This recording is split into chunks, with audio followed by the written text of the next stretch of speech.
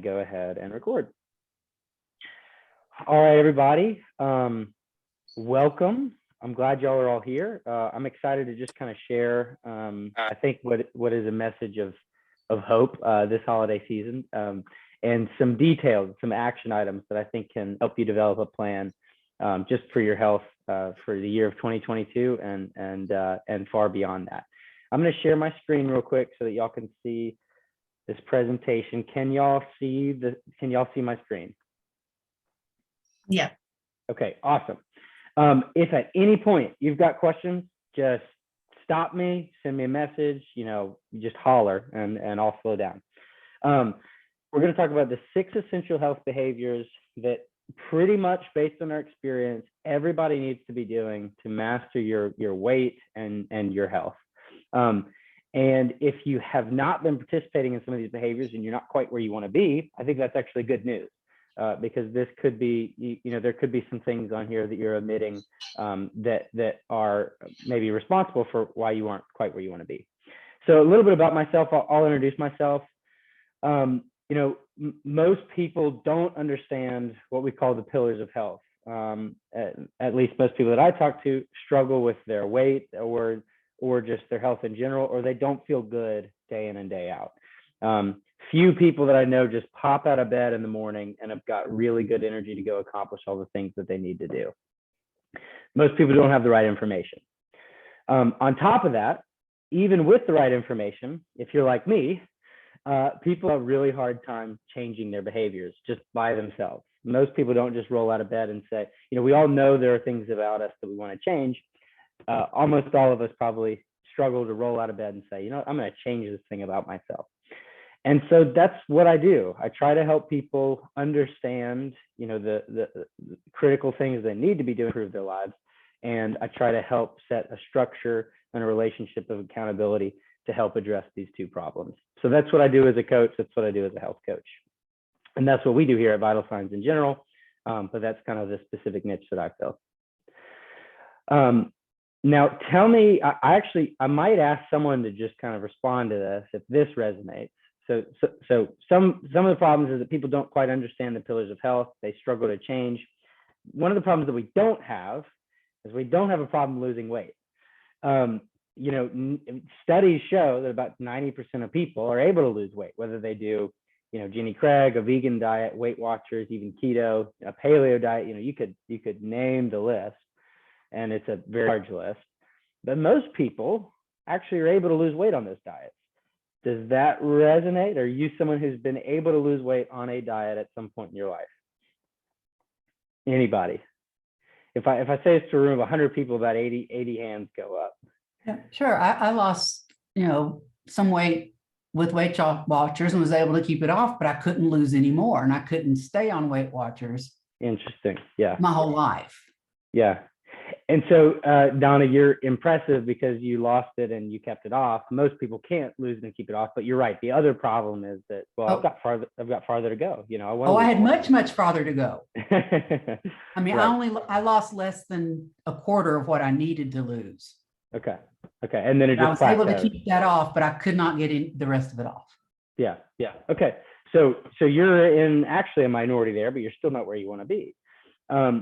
The problem that most of us have is either maintaining our weight loss or continuing our weight loss in a way that satisfies our goals. So, recently a study out of the University of Michigan showed that 5% of people who lose weight are able to keep it off. 5%, which is really sort of sad. Not only that, but you find that the more people diet. So if you go back to this list, if you've done Jenny Craig and then vegan and then Weight Watchers, if you've done it all, the more you do it, people actually have higher body fat percentages and report just kind of a less healthy relationship with their food, which is sad. This leaves people to think they just don't have what it takes. Maybe I'm just not motivated enough to do it, to do the thing. Maybe it's just a problem with me. I want to go to this 5% real quick. If you could send your kid to college, or if you could go to college yourself, and college is a good investment. People that graduate college make more money. They usually report higher satisfaction in their job. Would you send your college to a university with a 5% graduation rate? It's something you would invest time and money into with that chance of a return? Anybody can answer this.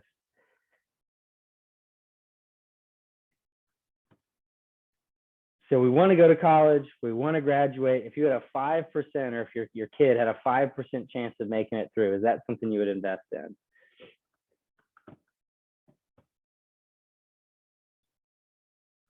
If you're like most people, you're probably not going to want to invest in something that's going to give you a 5% success rate.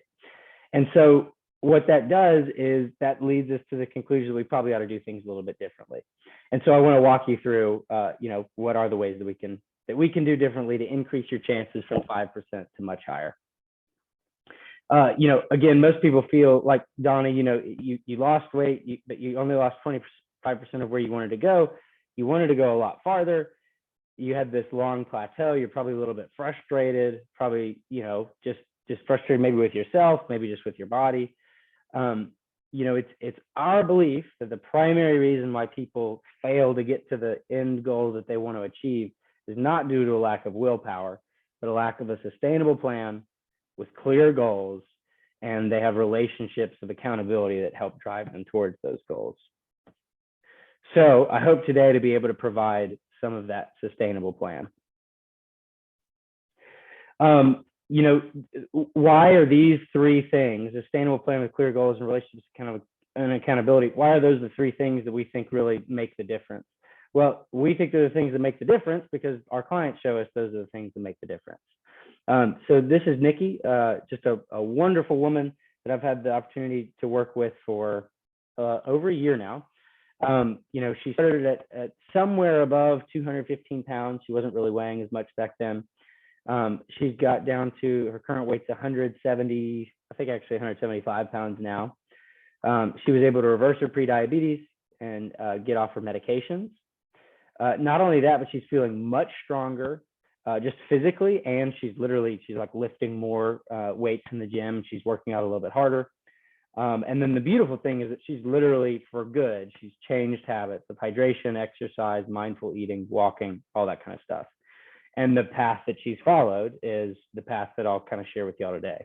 And then she just, she really committed to the process and recognized it was a bit of a long-term commitment, and she's made that. And so this is just the kind of transformation that, we see the physical transformation in Nikki's body, but that is the result of a much deeper transformation that's just been, beautiful to see.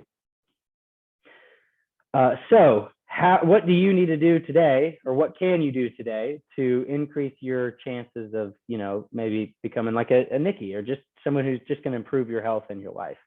I actually would encourage you, I meant to say this at the beginning, but I actually would encourage you to pull out a pen and paper, or you can even take notes like on your phone. That's okay too. That's where I take my notes. But literally, I just want you to follow 3 steps today. I'm going to share with you the 6 behaviors, and I want you to give yourself a grade on those 6 behaviors. A grade would be like 1 to 5. 5 means I'm doing it all the time and I feel really good about it. 1 means I haven't even started doing that. 3 means, I do it sometimes and I feel pretty good with it, but I'm not where I want to be. So literally, grade yourself on these behaviors. Today, we're going to develop a plan to incorporate each one of those. Give yourself, more time maybe than you think. You're probably not going to snap your fingers and do all these behaviors tomorrow, but you can begin to set a plan. Maybe in 3 months you can have each of these incorporated, and you can literally begin part of your transformation today. So I want you to give yourself a grade on these behaviors, develop a plan to incorporate them, and you can begin your transformation. So the 6 behaviors, it's hard to put these in an order, so they're not really in a particular order. But the first thing that I really love to see with my clients, one of the first things that I work on with my clients, just right out the gate, is a consistent meal structure. So a consistent meal structure that you follow almost every day, including the weekends. It could look a little bit different on the weekends, but the bottom line is, our clients that are successful, they don't just wake up in the morning and wonder what they're going to eat. They don't fly by the seat of their pants and just, I guess I'll just swing through and grab something quick at the drive-through. They actually have a consistent meal structure. Maybe sometimes that involves meal prep at the beginning of the week, but they have a pretty good idea of what they're going to eat and at what time they're going to eat. So for me, if I don't get, like a hearty breakfast, my energy levels drag almost throughout the whole day. So number one, set a consistent meal structure. Number two, eat enough nutrients and energy. So the way I define that is we want most people to be eating, well, we want everybody, the standard we set with our clients is 85 to 90% of your intake should come from whole foods. That's a pretty good benchmark. Don't aim for 100% because you're probably not going to be able to do 100%. And that may be discouraging. But 85 to 90% of your intake from whole foods is a really, really good benchmark. If you can do that, you're better than 90% of people, 95% of people.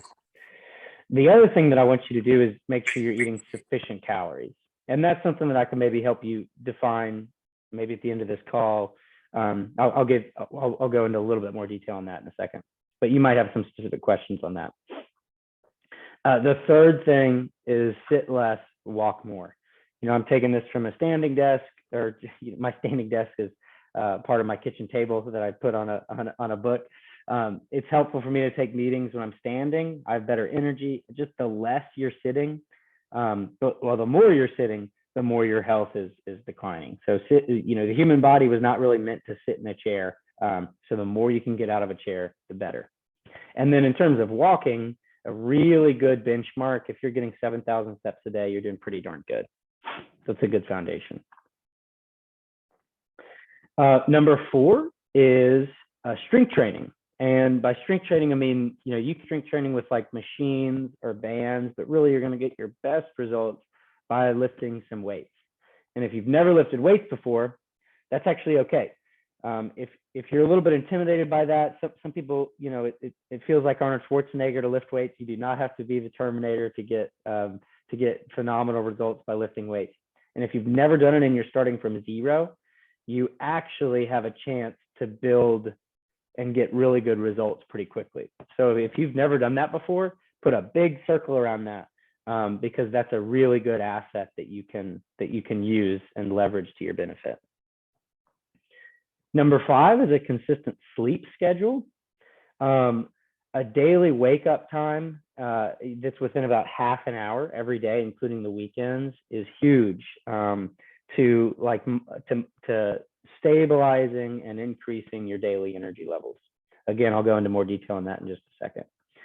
And the 6th thing, if you really are in the business of sort of transforming your body and really taking ownership of your health, you're going to make a lot of mistakes.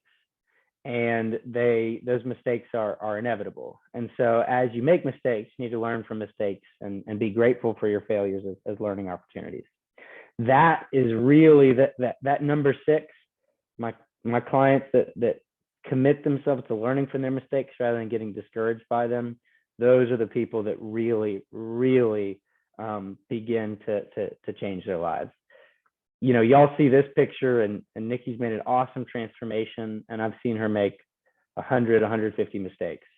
So the mistakes aren't what separate the people that are successful from those that don't find that success. It's what you learn from those mistakes and leverage them to your benefit. So consistent meal structure. Why is this important? So now I'm going to kind of dive into each of these individually. A consistent meal structure is important because you have a firm foundation of your behaviors sort of need to have a firm foundation to accomplish your goals. If you're all over the place with your food, it's going to be really hard to figure out what you need to improve on or what you need to change. Just behaviorally and like physiologically, your body doesn't respond well if you're all over the place. If you have a specific goal of, I want to lose inches on my waistline, you need to have some order and control to the way you do it. So from just like a long-term standpoint, the more consistent you are, the more easy you are going to be able to define your plan and have goals. So if you feel like you're inconsistent at this point, or if you feel like you want to grow in your consistency, where can you start? I would start, and I recommend almost all my clients start at 3 meals a day and 1 snack. even if you're someone who's like not hungry at breakfast, or you haven't had breakfast, as part of your routine in a number of years, I would just start with a small breakfast, and your hunger will begin to come back in the morning as you eat at that time. And then one snack can be any whole food snack like fruit, but a really good option for that is like a protein shake, or just a high protein snack. Again, these should be whole food sources, 85 to 90%. And this meal matrix resource should have been emailed to you by at least this morning, or probably yesterday. So this can help you kind of design your plate. So your plate for lunch and dinner can be a protein, a carb, and a fat. Did anybody not get this resource? I want to make sure everybody knows where to I find don't it. remember seeing it. I Okay. will double check. I Is don't think that- I got it either. Okay, so that's Barbara and Donna. Yes. Okay, awesome. Barbara, I'll make sure you get that, because this is just like this is not really a meal plan. This, because a meal plan is just like, if you're off your meal plan, you're totally off. This is just like a way to help you kind of design your plate, so that like, what are you eating for lunch? What are you eating for dinner? And again, these are all whole food options. So if you're picking 85 to 90% of your food from this, you're going to be you're going to be moving in the right direction. You're going to be far in the minority of people kind of doing the right things. So this is a really helpful resource, and you can use this. Like, I use this as my grocery list. Usually I'll pick, when my wife and I go to the store, we'll pick like 3 lean proteins, 3 or 4 carbs, and then a couple of fats we can kind of incorporate in our week as well. So I use it as a grocery list, and then also I use it as like a lunch planner, sort of. So I hope you find it helpful. I can walk you through the specifics of how the document works maybe at the end of the call. But okay, so again, this will facilitate a consistent meal structure. If you're picking your lunch and your dinner off of this matrix, and that will facilitate consistency and getting sufficient nutrients, which is our next goal. Eating enough nutrients and calories. The basic reason why you need energy and nutrients is that we've got to have energy and nutrients to survive. But the bottom line is the American diet is not very rich in nutrients. And actually, a lot of people that I work with, especially if they're people that want to lose weight, really have developed habits where they're actually not eating that much. And so for many people, again, where do you start? Aim for 85 to 90% whole foods. And then I would start by figuring out how many calories you're actually eating. This is something that very few people actually know what they're doing. It doesn't take a ton of time at the beginning. There's a lot of apps that make this pretty darn easy, even though you maybe kind of got to learn an app.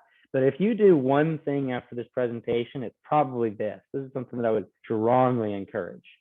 Actually, there's 2 things. I'm going to make a note for the second thing, but it's totally worth taking about 3 to 5 days and literally just don't change what you're eating, but use an app like MyFitnessPal Chronometer. They're very easy to use on the phone, and you can just log the foods that you're eating and figure out where your calories are. And if you're like most people, you'll probably find that you're not eating, we hear like 2,000 calories is like a pretty balanced diet. Most people I find are eating way less than that. And some days they're really low, and then maybe one day a week they eat a bunch, but most days they're really not eating that much. So you should have an idea of how much you're eating. And if you feel really tired and really lethargic and you're eating 1,100 calories, that totally makes sense. You should eat more nutrients and more calories to feel better through your day. This is a huge step that I would strongly encourage everybody to take. I can also, if you are interested in that, shoot me an email and I can send you a tutorial for how to use these apps so that you don't have to just figure that all out on your own. Sit less and walk more. The human body is designed for motion, and it's designed to move.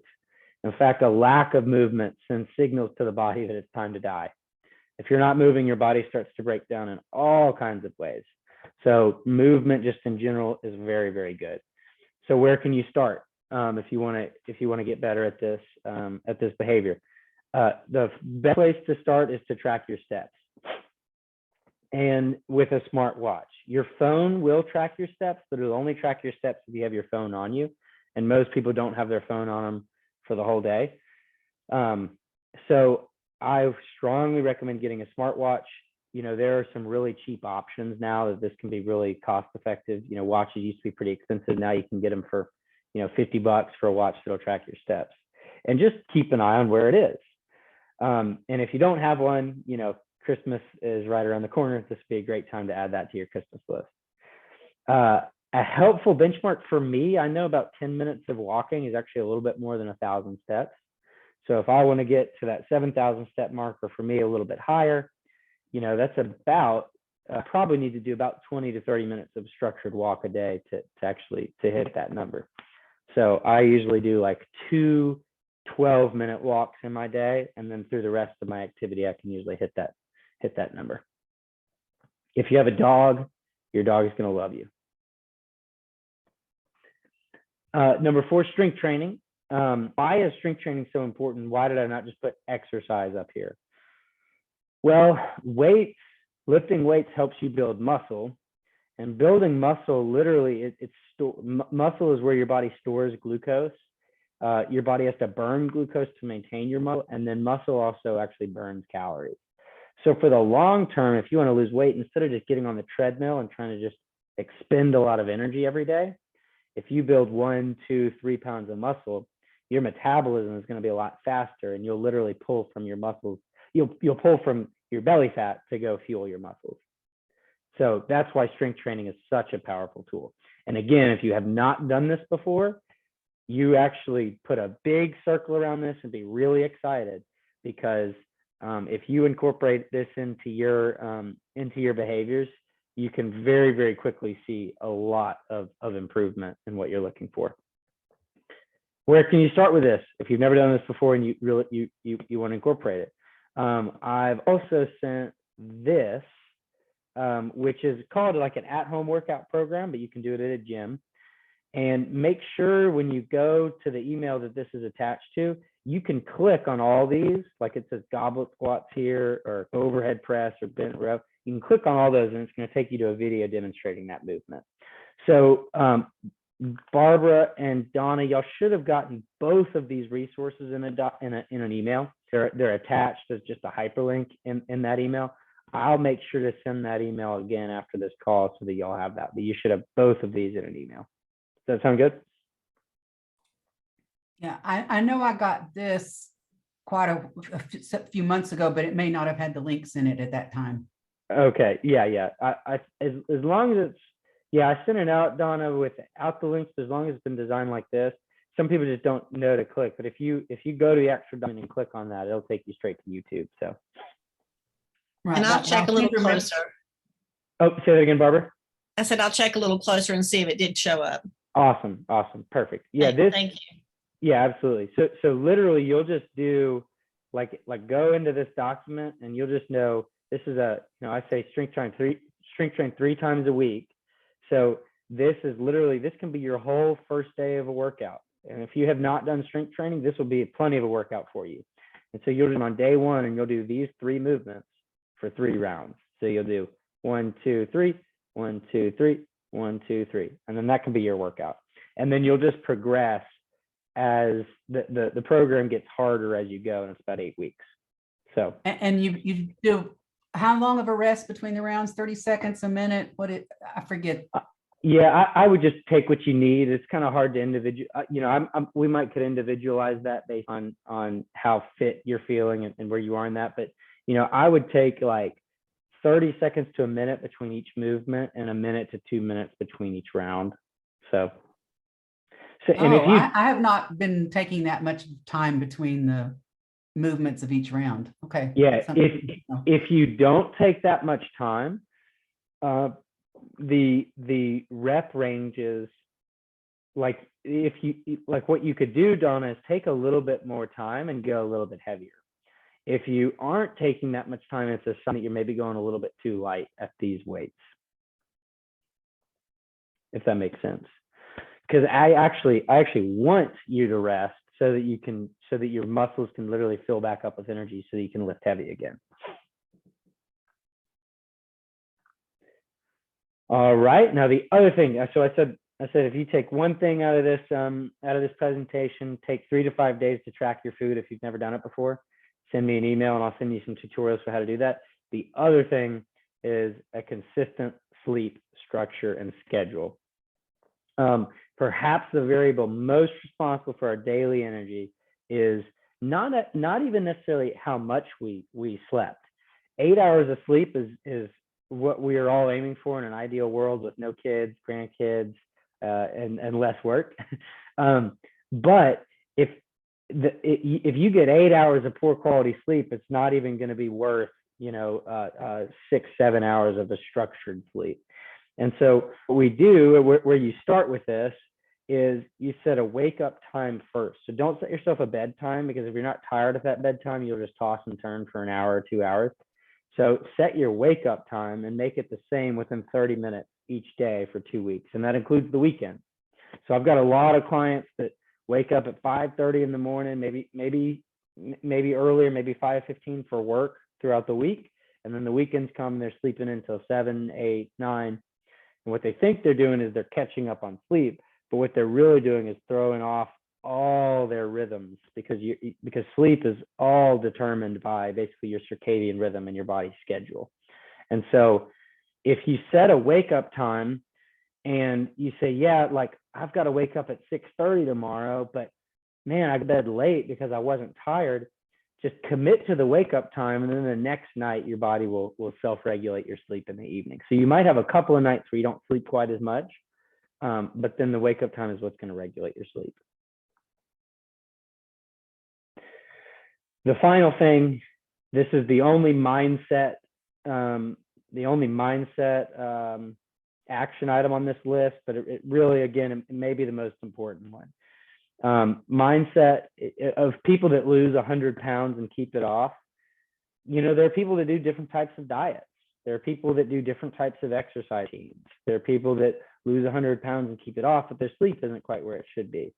But the number one thing that sticks out of people that lose, more than 100 pounds and keep it off versus the people that either lose weight and gain it back, or that never are able to get to their goal, is they report that they expected things to go wrong and they sought to grow from their mistakes and to learn from their mistakes. If you don't commit to learning from your mistakes and being grateful for the process, the discouragement that's going to set in will cause you to quit. And so, again, it's just absolutely critical to have a mindset of growth rather than a mindset of perfection. So how can you start applying this today? Expect failure, expect hurdles, expect things to go wrong. Remember that if you crushed your health protocol during the summer, that the holidays are going to come, the busy end of year season is going to come and disrupt everything that you just did. So just expect that you're not going to coast through your plan. And then every time a challenge comes, ask, how can this challenge make me better? And just kind of learn to make that a bit of your self-talk. I have a lot of my clients take a gratitude journal, literally just write one, depending on where they are in the habit, 1 to 5 things they're grateful for each morning, to just kind of frame their perspective for the day. And that is a huge anchor to people's mindset throughout this process and throughout, just other areas of their life, not just their health pursuit. If you do learn from your mistakes and choose to be grateful for the process, and you apply the other 5 things that we talked about, you'll be so much more likely to attain and maintain a healthy weight. You will begin to feel strong, fit, and energetic by applying those things. You will be able to, like most of our clients, reduce and remove medications if there are medications that you're on that you want to be rid of. Your healthcare costs, long-term healthcare costs, will absolutely go down. You'll feel like a competent steward of your body and mind, and you're going to have reasons to be really proud of your hard work if you apply all 6 of these behaviors. Just from what my clients say, you're going to be and from my personal life, you'll be a better parent, spouse, friend, worker. You're going to feel better in your body, feel better about your contribution to the world, and I promise you're going to be grateful that you put together your health peace plan, as we call it. You'll be on the path to peace. The alternative is if there's so much that I see, and my clients tell me they bounce from diet to diet and their weight keeps yo-yoing. If you try to take some shortcuts or maybe ignore some of these behaviors, it's likely that it's not going to work out, and your discouragement may increase, and again drive you towards just saying, I guess I just don't have what it takes, and you risk sort of being stuck if you're in a place that you don't love being. So just a final note is these 6 behaviors is what you need to be doing. But there's a lot of ways that you kind of can, so not all strength training is exactly the same. So you can, you can change the way you do your strength training. There's some components of your nutrition that will need to change over time. That's all the how though. But for the focus of this discussion, this is the what, the 6 things that you need to be doing. And this is the 90% of the foundation that you're building. 90% of the hard work is on 6 behaviors. But once you know what to do, and you're doing what you need to do, how you get where you're going becomes really, really easy. And so my clients that really quickly get all 6 of these behaviors on board, man, we just have real quick conversations. We make some quick adjustments, and then you just let the body do the work. So this is the what. This is where a lot of the hard work is. And so I'd encourage you to kind of recognize that and know that this is sort of the hardest part of the journey. But then once you've accomplished that, that's where it becomes. That's where I think coaching really gets its best return. So if today was helpful, feel free to send me an email just with what you learned or what you found helpful. And then if anything seemed like overwhelming, like, man, that's a lot to do, send me that as well. I'd love to see, how people see is like the hardest things kind of on this list. But please let me know if you found today helpful. If you would like more information, I'll copy, we've got a Facebook group you can jump into. You schedule a call with me or see our website. And then I'll be sending this recording out soon if you want to kind of rewatch it or maybe share it with friends or relatives. If it was helpful for you, I'll make sure that you've got access to it again. So I can send out, these 6 behaviors in an email that you can kind of just analyze and have and reference so that you don't kind of forget them or lose track of where they are. Are there any questions on that, or does anybody want to tell me how they did on their grade on those 6 behaviors? Is anybody not doing one, or they feel like they're doing almost all of them? I'm walking. I do a lot of exercise, but I'm not doing it all well with my eating. Okay. So you're walking. That's good.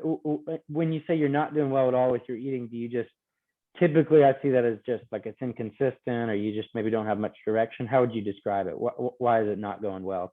I'm super inconsistent with my job. I'm out on the road a lot, so I don't eat much during the day. Yeah, and interesting. And I don't drink near enough water. Yeah, I didn't put hydration on here just because it's something that once you get a consistent meal structure and all that other stuff, like hydration is one of those things you just kind of plug in. How you travel with your job like every week or like once a month? What does that look like? Every day. I'm a home health nurse. Yes. I'm in my car constantly. I love working with you folks. I've got a couple of home health nurses, and like, yeah, I have one that I don't often recommend people to eat in their car, right? But I've got a client who's a home health nurse, and we literally wrote up a plan, the car eating plan, not while he's driving, but yeah. So that's a challenge, Barbara. But almost every client that I work with has got some significant, like none of this is easy, right? It still is possible to have a consistent meal structure, but it's probably really hard with your schedule. Well, I'll work on it. Yeah, love it. This is Donna Riggs. My lowest score was also consistent meal structure. I did pretty good on breakfast because I'm here. I do breakfast, or I go to the gym 3 days a week, come home and do breakfast, and then shower and stuff. The rest of it, I just cannot seem to get a consistent meal structure that I will follow almost every day, including the weekends. It's just, I, as I mentioned to you in other meetings, if I get busy doing something, I can turn around and say, oh, it's been 6 hours since I ate anything. Yeah. I am that kind of person. And so, because I don't apparently have that thing where my body says, oh, it's time to go eat. I've always eaten based on the clock, not my body saying I'm hungry. So I think that's something I'm trying to get to, is getting hungry. And, right. We're working on that with Lindsay and I are working on that. A couple of weeks ago, it actually was, I was hungry. I actually was hungry and awesome. stuff. But so having a structure, I know would help me since I'm not eating based on hunger, but I can't seem to get that structure because of the lifestyle I lead. Right. Well, I'm not in my car like she is, but I'm semi-retired, so I can go from being in meetings all day on the computer to I'm out shopping all day. Right. But and stuff. So it's weird. And you're right that the two big barriers to consistent meal structure are people just being busy.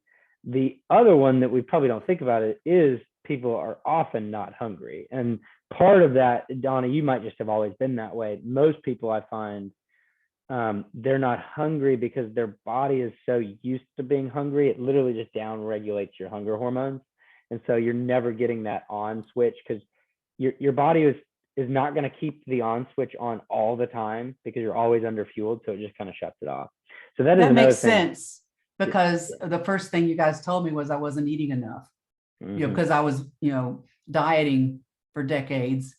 And so I was in the 1,200, 1,300 calories every daggone day. So of course that makes sense. My body said, okay, we're just not going to bother telling you hungry because it's not working. You're not giving us food. That makes total sense. Yeah. I'm going to write a book called Dieting for Decades. That's awesome. I love that phrase. So that's a huge barrier to people. They're like, you want me to eat breakfast? I'm like, yeah, you should eat breakfast. I'm like, I feel like I'm going to throw up if I eat an egg in the morning. And that really is a barrier. Now, the reality is all of these behaviors work together. If you get a consistent sleep schedule, that starts to regulate your hunger a little bit. If you strength train, you're going to be a lot hungrier. Those hunger hormones are going to come back. If you're getting more nutrients, your hormone signaling starts to get better. And if you're sitting less and walking more, your energy goes up too. So all of these things really do work together. And as you strength train and you eat more food and nutrients and energy and you eat more consistently, that's when the beautiful whole cycle works together. So, okay, that's awesome. So Barbara's struggling with a consistent meal structure. Donna is too. Anybody else? And anybody feel like, oh, there's one of these that I'm doing really well on? It's okay if not. I do pretty well on the strength training because I go with Jackie 3 times a week, Monday, Wednesday, Friday at 8 o'clock every week. And that really helps me because it's that structure thing. You're talking about the meal. It's my structure for working out. So when the gym was closed, when you were moving, it was a whole lot harder for me to do my exercises, even though I have my home gym downstairs. Yeah. But that one I do the working out consistently if I'm in town. If I'm out of town, I have to come up with a plan B. Right. And Donna, that's relationships, accountability, having a place to go, gym like that is where that's a big factor that we don't want to overlook. So all right. Well, I'll say this, the one that I'm working on getting better at is I'm sort of like you, Donna. I'm a stress non-eater. So when I get or when I have a busy work day, it's very easy for me to just keep working all day. And then it'll be 2 o'clock. And if I like skipped breakfast, I could easily work through lunch. And I don't do this anymore because I've been trying to practice what I preach. But still, there's levels to it. So I try to now have lunch at the same time every day because I could just easily work through my lunchtime, and then I'm eating a late lunch at 3, and then I'm trying to go to the gym, maybe at 5, but I've still got a full belly. So the consistent meal structure is a big one that I'm working on. And then I'm having an earlier wake up time now, and I'm having to adjust to being really consistent with that. So, there are levels to this. I think you should expect yourself to be working on these and improving these over, 10 months and 10 years rather than over 10 days. But, I love kind of just learning from my clients and seeing what works for them. Any other, let me see, I'll drop I will drop some of these links into the chat if you want to join the Facebook group, or if you've got any follow-up questions, you can shoot me an email or book a call. Any other questions that I can help anybody with?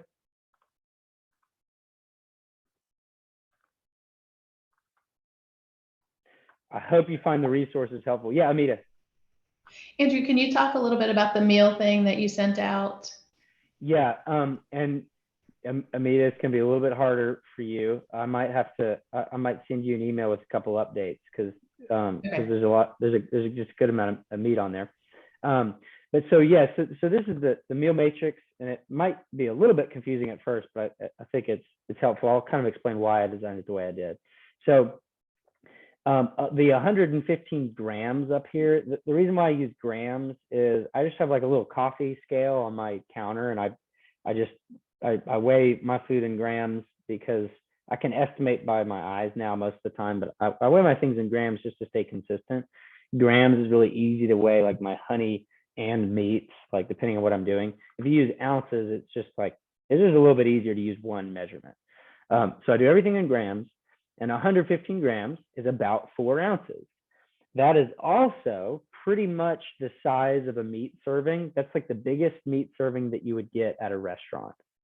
So I want people to be able to estimate, like when they go to a restaurant or when they're eating at home, like how much are you getting? And so 115 grams is like kind of a baseline. I like to have my clients be able to identify that. For men, it's about the size of the palm of your hand. For women, it's about to this first crease in your wrist. So of a chicken breast that is 115 grams, you will consume 35 grams of protein. So this number here represents how much of this nutrient. So this number, 26 grams of brown rice, is 26 grams of carbs. Or, sorry, 100 grams of brown rice is 26 grams of carbs.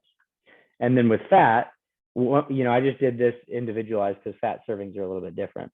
So 5 grams of avocado 28 grams of avocado is 5 grams of fat, or an egg is 5 grams of fat. So this is just like a way for you to actually know objectively what you're eating. Y'all, we've got so many there's so much information on nutrition, and there's a new study that comes out all the time, and there's a new diet. But what I found is when I asked people what they're actually eating, people just literally don't know what their food is. So this is kind of a thing that tries to help you to actually learn the objective nutrients in your food.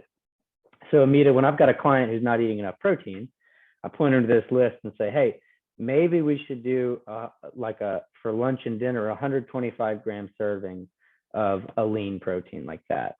Or, hey, I've got a client that's working out really hard and they need some more healthy carbohydrates.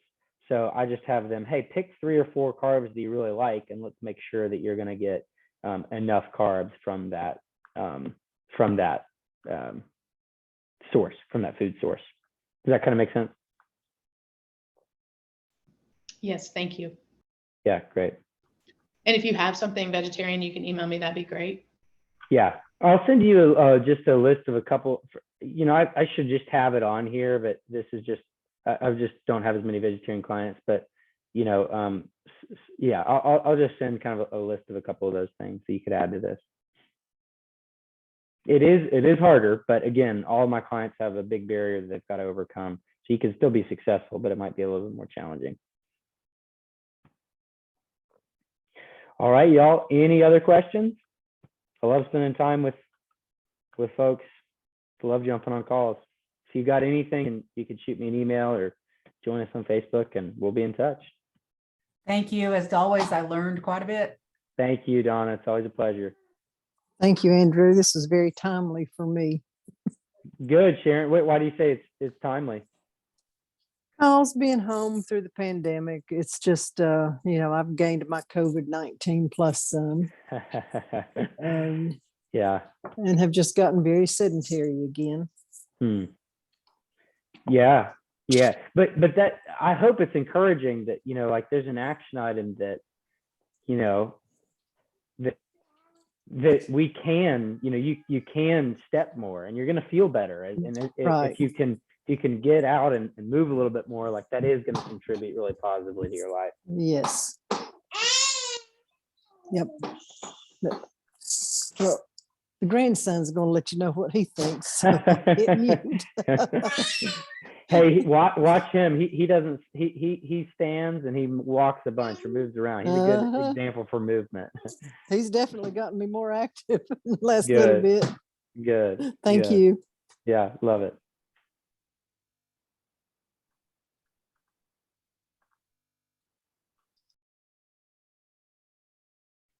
All right, y'all. I'm going to stop recording. If you want to stay on and just ask a couple more questions, I'll hang out for just a little bit.